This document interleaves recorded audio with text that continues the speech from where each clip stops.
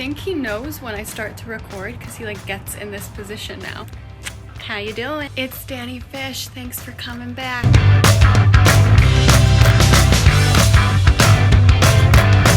Are now in mid-June. This week in particular, I know so many people who have birthdays. Like all of my friends happen to be Geminis. What does it say about me? Jesus. This year was the year that I made a full raspberry chocolate chip ice cream cake, a dessert for Father's Day, dairy-free ice cream for the first time for somebody else, like 6,000 different things like in one weekend. I can't do it. Can't do it again. But I still love all of these people, so in honor of all of the birthdays in June, we are going to be making a birthday cake ice cream cake. We're gonna start with making a birthday cake ice cream, and then we are going to layer that in between layers of funfetti, frost it with some whipped cream frosting, make it look all cute. To make an ice cream cake takes days and hours. You can kind of break down the process into 3 chunks. First step is to make all of your cakes, your mix-ins, any of like the crunchy layers and stuff like that. You want to get all of the dry pieces of everything prepped, and that's one day, one step, and that's all you could do. I did that step yesterday. I made the funfetti cake, I cut them into layers, and they've been in the freezer overnight. Today we're gonna go into step 2, which is to make the ice cream. And then you layer that into the pans and you put that in the freezer overnight. Brings us into step 3, which is the most anxiety-ridden process of decorating the cake before it melts. To decorate an ice cream cake, it takes hours because you can only do things in like 5-minute intervals, and in between those 5-minute intervals you need like a half an hour of freezer time that it can refreeze. And you don't mess up the whole thing. Did I mention the anxiety? For now, we are just going to do the ice cream today, and it's a little weird. To actually make this ice cream, I am using a boxed cake mix and mixing it right into a base. To give it that like cake flavor, you actually need cake mix. And there will be lots of sprinkles. Shut the lights and start singing. Let's do this.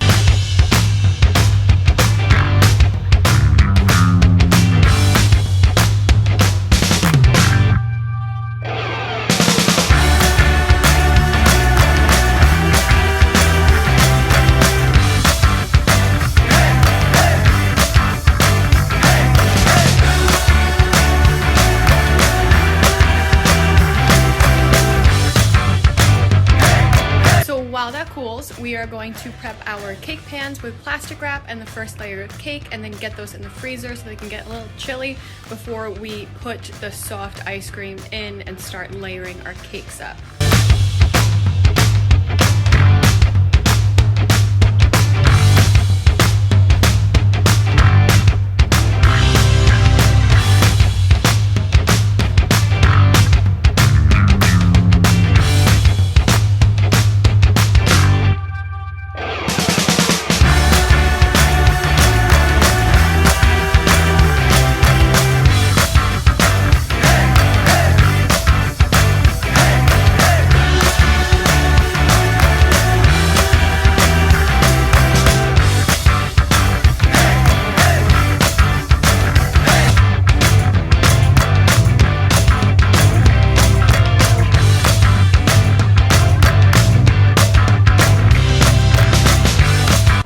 Definitely tastes exactly what you would think of when you think of a cake batter ice cream. The cake mix that we added is pretty much the only flavor that you can really taste, so it really tastes like a really nice yellow cake.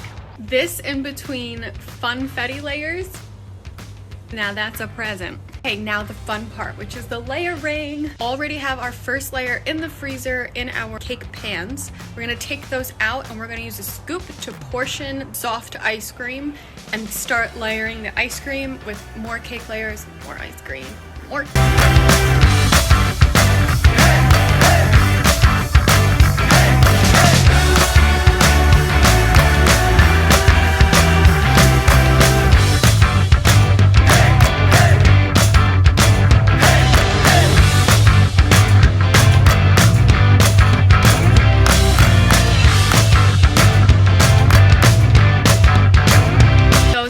Freezer overnight, and I will see you in the morning. Good night.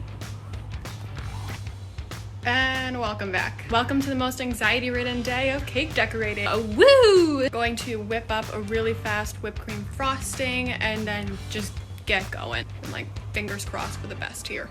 This is gonna happen in 3 steps. So the first step is a crumb coat. So the crumb coat is what kind of like seals everybody together. It's a really thin layer of frosting, and it's what holds all of the crumbs from the cake or little pieces from the ice cream from getting into our final layer of frosting. So first step, crumb coat, and into the freezer. And the second step is we're going to do a final coat of frosting, so it's that nice smooth coat of frosting on the outside, and then that goes then back into the freezer. And the final third step is going to be the decorating piece, but that kind of happens in stages depending on how melted the cake is, how much decorating we're really doing. So it's taking the cake out, decorating a little bit, throwing it back in. I usually work in 5-minute intervals and then keep a timer going on my phone so that the cake doesn't melt while I am trying to make it look pretty.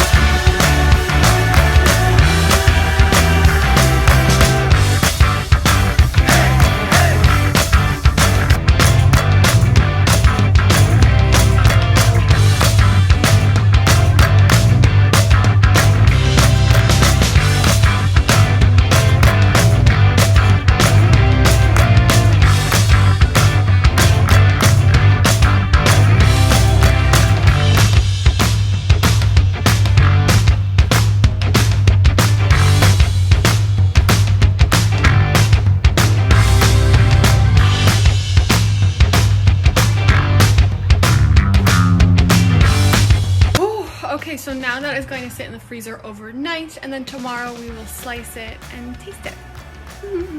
See you tomorrow. Hello! It is the final day. We are now cutting into the cake. We're gonna taste it, see how it came out. We're taking pictures of everything also. This is what I do to take pictures of everything. Now you know. And hopefully, fingers crossed, it all works out.